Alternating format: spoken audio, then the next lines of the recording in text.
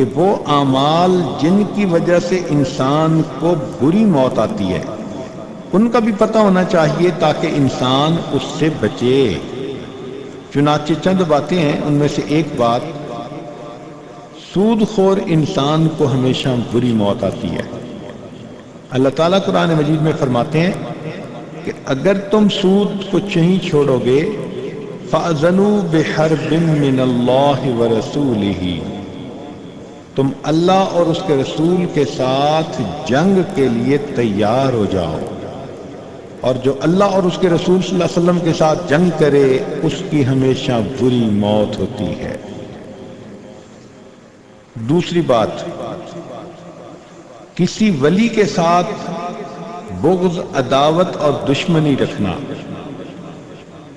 حدیث پاک میں آتا ہے اور یہ حدیث قدسی ہے، اللہ تعالیٰ نے فرمایا من عاد لی ولیا فقد آذنتہ بالحرب، جس نے میرے ولی کے ساتھ دشمنی کی میرا اس کے ساتھ اعلان جنگ ہے۔ اللہ اکبر۔ آج خامد کو بیوی سے محبت ہوتی ہے، بیوی سے کوئی بندہ دشمنی رکھے تو خامد اس کو اپنا دشمن سمجھتا ہے۔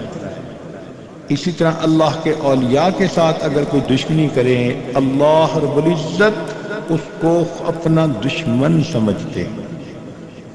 تیسرا عمل، شاعر اسلامیہ کی بے حرمتی یا سنت کا استخفاف ہونا۔ بعض عورتیں سنت کو معمولی سمجھتی ہیں، بعض مرد سنت کو معمولی سمجھتے ہیں۔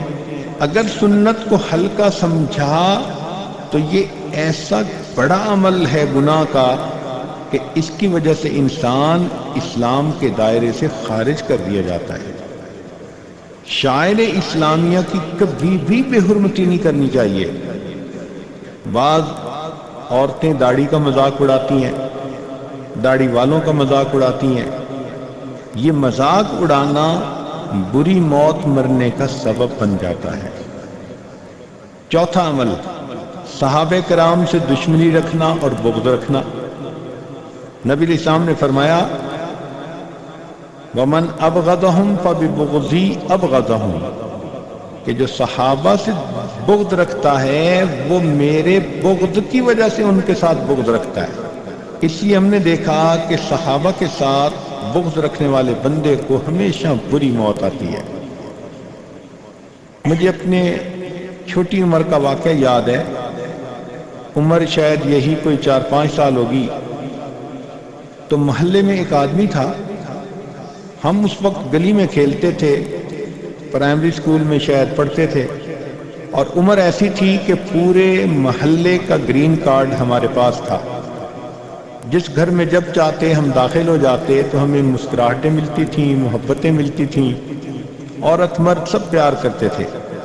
تو مجھے کسی دوست نے بتایا کہ اس گھر میں انہوں نے ایک بندے کو باندھا ہوا ہے، تو اس کو دیکھنے کے لیے میں اس گھر میں داخل ہوا تو میں نے دیکھا کہ ایک کمرے میں انہوں نے رسی سے اپنے باپ کو باندھا ہوا تھا۔ تو ان کا ایک چھوٹا بچہ، وہ میرا اسکول میں پڑھتا تھا، واقف تھا، میں نے اس سے پوچھا کہ کیا مسئلہ ہے، تو اس نے کہا کہ یہ گالیاں نکالتا ہے۔ تو اس نے مجھے دکھایا، مجھے حیرت ہوئی کہ وہ آدمی اتنی گندی اور فحش گالیاں نکال رہا تھا، جیسے پاگل ہوتا ہے نا، اس کے منہ سے رال ٹپک رہی تھی جیسے پاگل ہو جاتا ہے کوئی، حال برا تھا، اور وہ ماں بہن کی ننگی گالیاں نکال رہا تھا۔ بعد میں جب ہم ذرا بڑے ہوئے تو ہمیں پتہ چلا کہ وہ شیعہ تھا اور صحابہ کرام کے اوپر تبرہ کیا کرتا تھا۔ تب بات سمجھ میں آئی کہ صحابہ کرام پر کا بغض رکھنے کی وجہ سے اللہ نے آخری وقت میں ایسی بیماری میں مبتلا کیا کہ وہ کتے کی طرح بھونکتا تھا، ننگی گالیاں دیتا تھا، اور بالآخر 2-3 دن بندھا رہنے کے بعد وہ جہنم میں چلا گیا۔ پانچواں عمل جس کی وجہ سے بری موت آتی ہے، تکبر اور عجب۔ قرآن مجید میں ہے ان اللہ لا يحب من کان مختالا فخورا، جب اللہ ایسے بندے کو پسند ہی نہیں کرتے تو اس کو اچھی موت کیسے آ سکتی ہے۔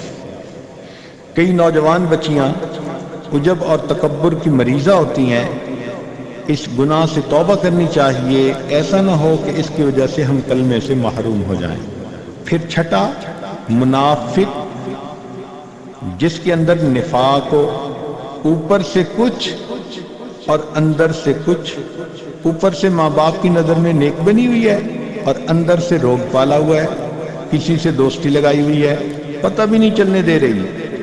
عام طور پر ایسی بچیوں کو اپنے یہ تعلق چھپانے کے لیے بہت جھوٹ بولنے پڑتے ہیں، اتنے جھوٹ بولنے پڑتے ہیں کہ بات بات پہ جھوٹ بولتی ہیں۔ کئی تو جھوٹی قسمیں کھا کے یقین دلاتی ہیں، امی کچھ بھی نہیں ہے، میں تو ایسے بات کر رہی تھی، تمہیں ایسے ہی شک پڑ رہا ہے، حالانکہ وہ جانتی ہے کہ میں دوغلا پن کر رہی ہوں، میں اوپر سے کچھ ہوں اور اندر سے کچھ ہوں۔ تو یہ دو رنگی کی زندگی، دوغلے پن کی زندگی، منافقت کی زندگی انسان کے لیے بری موت مرنے کا سبب بن جاتی ہے۔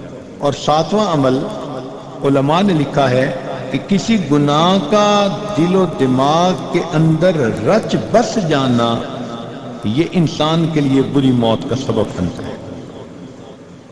اب آپ غور کریں کہ جو بچیاں غیر محرم سے بات کرنا شروع کر دیتی ہیں، تعلقات بنا لیتی ہیں، یہ ایک ایسا گناہ ہے کہ جو 24 گھنٹے انسان کے دماغ پہ چھایا رہتا ہے، اسی کی سوچیں، اسی کا خیال، اسی کا تصور، اسی کی باتیں، حتیٰ کہ نماز میں کھڑے بھی اسی کی باتیں یاد آ رہی ہوتی ہیں۔ تو کسی کے ساتھ گناہ کا ایسا تعلق کہ انسان کی سوچوں میں وہ خیال رچ جائے، بس جائے، ہر وقت وہی خیال رہے، حدیث پاک میں آتا ہے ایسے بندے کو جب موت آتی ہے اللہ کلمے سے محروم فرما دیتے ہیں۔ تو یہ چند ایسی باتیں ہیں کہ جس کی وجہ سے کلمے سے محرومی ہو جاتی ہے۔ اللہ تعالی ہمیں ان برے اعمال سے محفوظ فرمائے، اور جن اعمال پر جنت ملتی ہے اللہ ہمیں وہ عمل کرنے کی توفیق عطا فرمائے۔ وآخر دعوانا ان الحمد للہ رب العالمین۔